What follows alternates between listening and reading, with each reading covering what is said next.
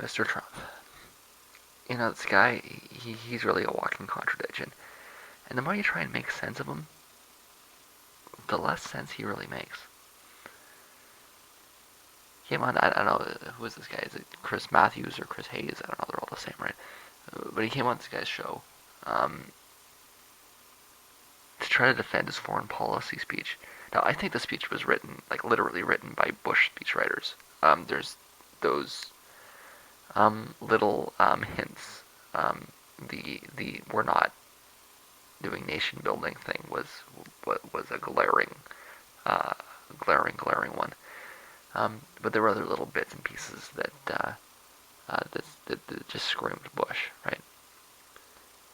And in the process of trying to defend himself, he ends up using talking points almost verbatim from Noam fucking Chomsky.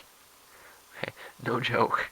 Okay, the train thing is big. If you watch this, like I said, I don't know if it's. I really honestly don't know if that's Chris Hayes or Chris Matthews. I don't know the difference. I watch so little television. And when I did watch television, I didn't watch Fox. In fact, I think that Fox News happened after I stopped watching television. It was what, like the early 2000s? Or the late 90s? I stopped watching TV around the same time that they canceled the X-Files, which was the late 90s. And I mean, I hadn't, like, it was the only thing I watched on TV for, like, years. Okay, so, you can put that into context. I'm pretty sure his first name is Chris, but I couldn't tell you the difference between Chris Hayes and Chris Matthews, and I don't care, right? I can tell you the difference between, I can tell you who Chris Hedges is. He's more important to me and has shaped my opinion of things much more than either Chris Hayes or Chris Matthews. But yeah, the train thing, like it was verbatim. He could like clear as day that he's ripping this from Noam. Okay, forget about Hillary. He's plagiarizing fucking Chomsky. And if you are familiar with Chomsky's interview talking points, you'll see that immediately. That's just the most obvious. If you listen to the interview, there's a few things that come out. Right? So how do you make sense of this guy? He reads a speech that sounds like it was written by Bush or Bush's speechwriters, and then he defends it by quoting Chomsky. This is a moving target. There is no ideology here. There's nothing resembling ideology. And you don't know what the fuck you're gonna get.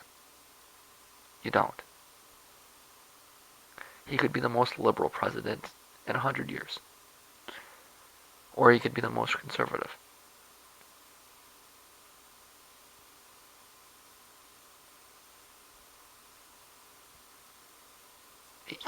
But I think there's a legitimate chance that he could be the most liberal president since Johnson. I'm not joking.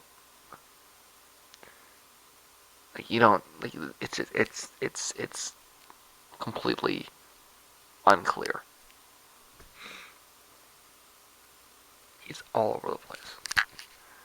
And if he was all over the place but rooted in empiricism, I could deal with that, right? If it's like, fuck the political spectrum. We're just gonna do science. Hey, great. I'm down with that. I'm used to that. That's what we do up here, right? With our natural governing party, right? More or less, that is actually what they do. Just fuck the spectrum. What's the data say? That would be great, but that's not what you're getting from this guy. It's just like all over the place. There's no logic. There's no reason. It's just mental diarrhea thrown out there.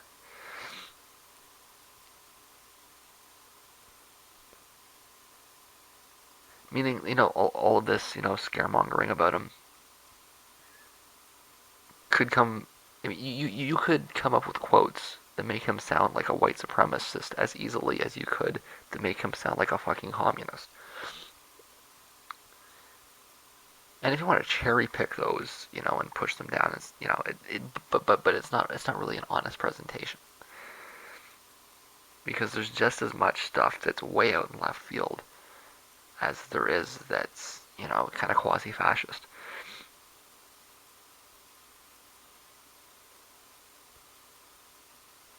You can't do all of it, right? You can't be a fascist and a socialist at the same time. And don't walk down that path. It's bullshit. You know it. Okay. You can't. So what are you going to get? You don't know.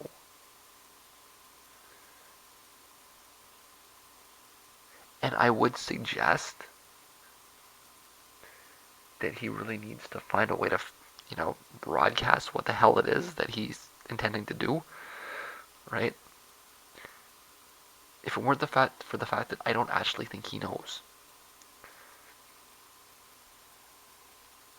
I'd like to go back in time and figure out just how it is that he decided to run, because I bet it's something along the lines of that, like he lost a bet or something.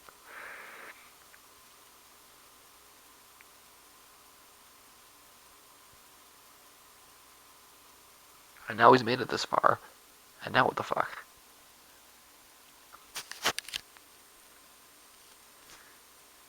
It's not at all clear, okay? And I really think that that's the responsible media message at this point.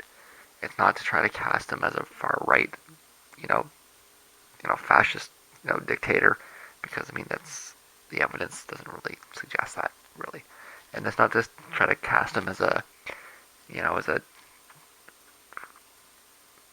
half crazed communist. The evidence isn't there either. It's to point out that it's just incoherent, that you can't determine what it is that you're gonna get.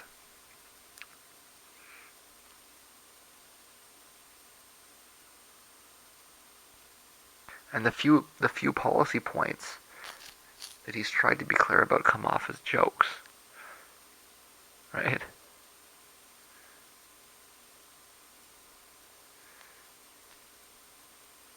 Like his plan on how he's going to pay for the wall, you can't take that seriously. It's not even legal.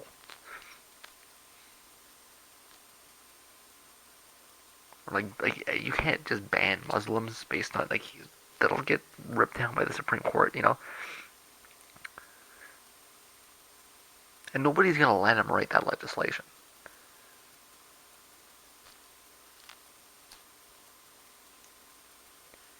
You can take the biggest crayon that you can find, okay, with the nicest Kleenex, you know, the greatest Kleenex ever, right?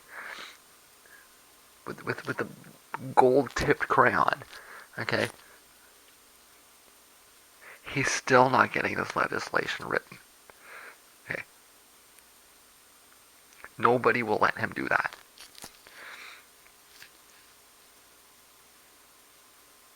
And I need to go back to something that I said a little while back. I don't know how he really gets out of this process alive. Except by doing what I'm suggesting, which is becoming Bush the Third.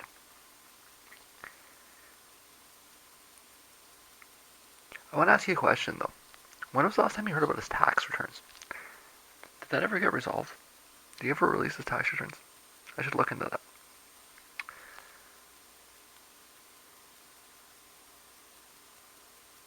Not because